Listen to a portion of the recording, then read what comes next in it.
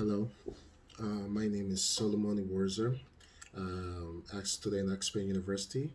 I've been doing this video for my class SBS110 Psychology, and my lecturer's name is James Ford. Today being the 22nd of August 2021, I'll be talking briefly on reality, identity, and reality.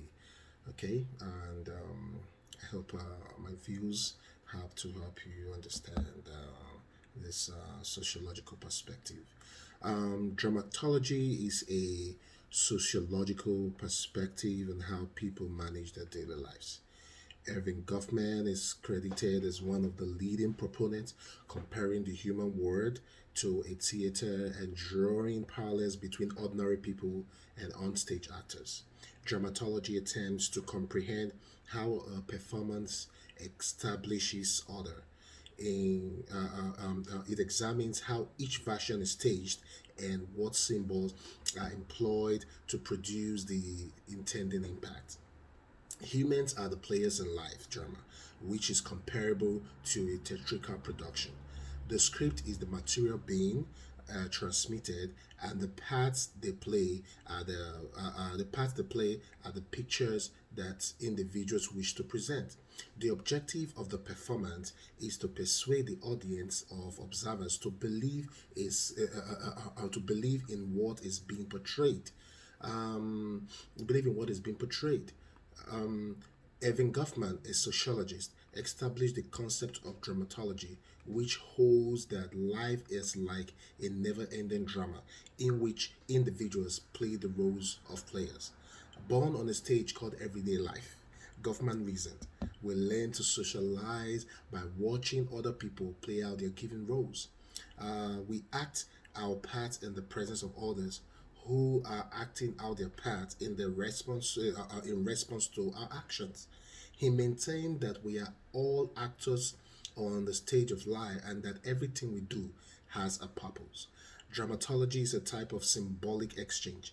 People influence daily social settings to communicate a specific desired impression according to his theory. As a result, each actor takes a sequence of decisions or choice that aid in developing and portraying who is and his character to the broader public. The choice includes anything from how we dress each day, such as whether we wear casual or formal attire, how we fix our hair, and even how we communicate with others. Our decisions always have an impact on how people interpret what we say. Maintaining eye contact while speaking, for example, and selecting from various facial expressions are some of the ways in which we present ourselves. Compliments are reinforced by making eye contact and smiling.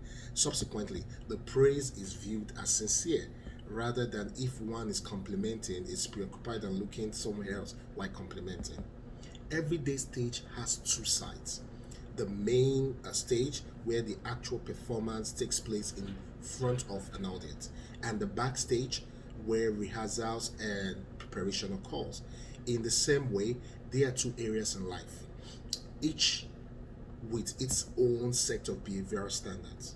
A couple, for example, may get into an argument in which they raise their voices and call out each other's name. But as soon as their children arrive home, they immediately revert to their good natured selves, addressing each other with kindness and acting as though they are at their happiest. It is an act performed for the benefit of their children who serve as their audience. In private, the couple outbursts of rage at one another are fine, but in front of the children, their heated debates are intolerable, so they begin to play the part of loving parents. In this analogy, the involvement of the children as the audience is also essential since they are seeming to observe their parents' performance demonstrates that the play was a success, even though they were aware of their parents' conflicts. We are permitted to withdraw to the backstage of life from time to time. We don't have to behave in these private spaces. We have the freedom to be ourselves. We may also use this time to train and prepare for our comeback to the spotlight. The way a person portrays their role is referred as a role performance. Sociologist Erving Goffman proposed the analogy of a person to a stage performer. Goffman, who called his theory dramatology, thought that we employ impression management impression management to portray ourselves to others in a way we wish to be seen. Every scenario is different, and people take a different role based on who is there. For example, Goffman argues that humans employ various mechanisms known as assigned vehicles to communicate with other people. Social environment, appearance, and interaction style are the most often used sign vehicles. Philosophers and sociologists have contended with the concept of reality for millennia. Sociologists are generally in agreement that reality is subjective. The social construction of reality refers to the idea that the way we portray ourselves to others is molded by our interaction with other people and in part by our own life experiences and encounters with other people. Our upbringing and our beliefs impact how we portray ourselves, how we see others, and how others perceive us. In other words, our beliefs and background influences our perception of reality.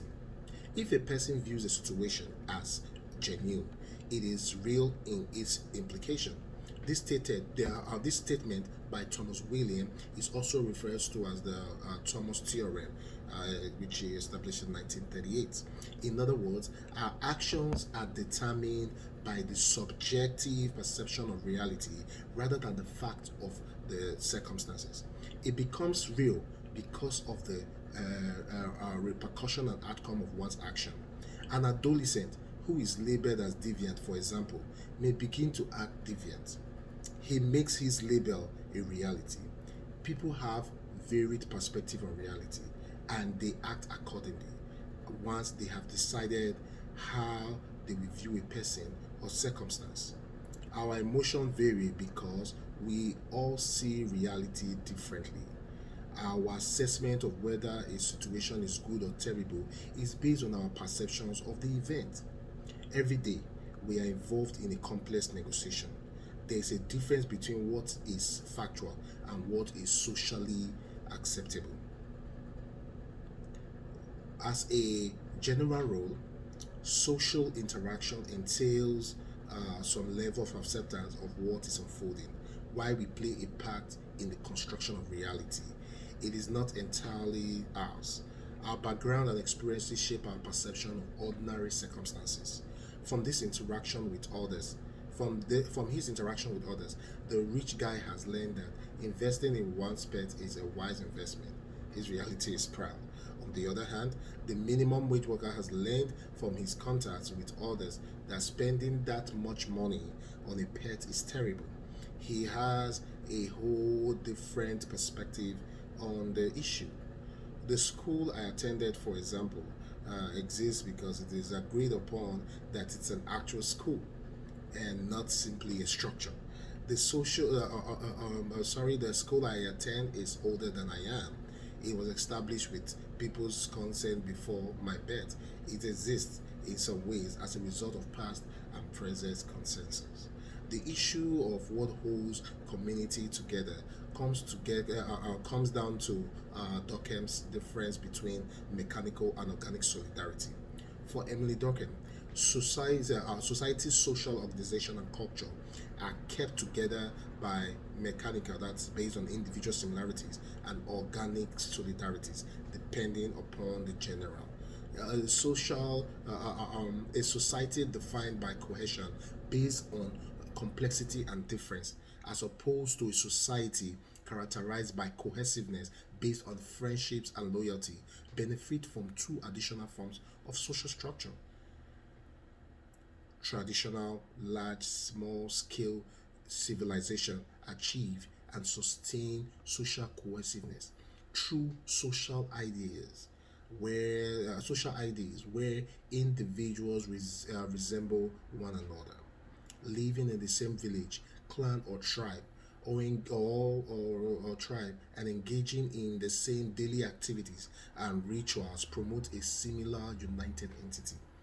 On the other hand, modern civilizations are founded on intricate interaction between people who come from various backgrounds, have different interests, have different values.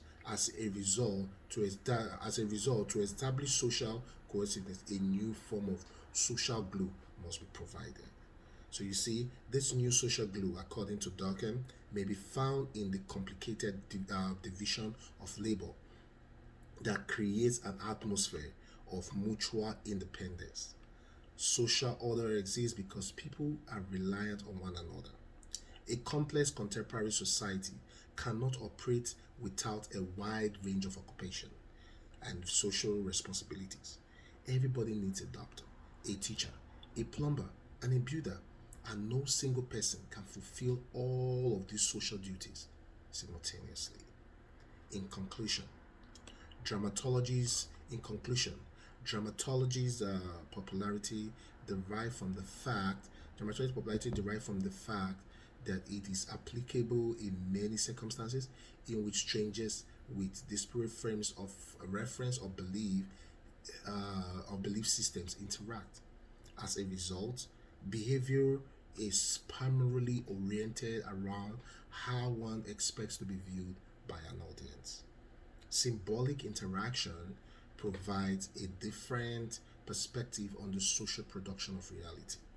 When it comes to everyday interaction, this approach is concerned with how individuals perceive the symbols, such as words, gestures, objects that people use to communicate. In addition, interactionists are aware that language and body language are reflection of our beliefs and its ideas.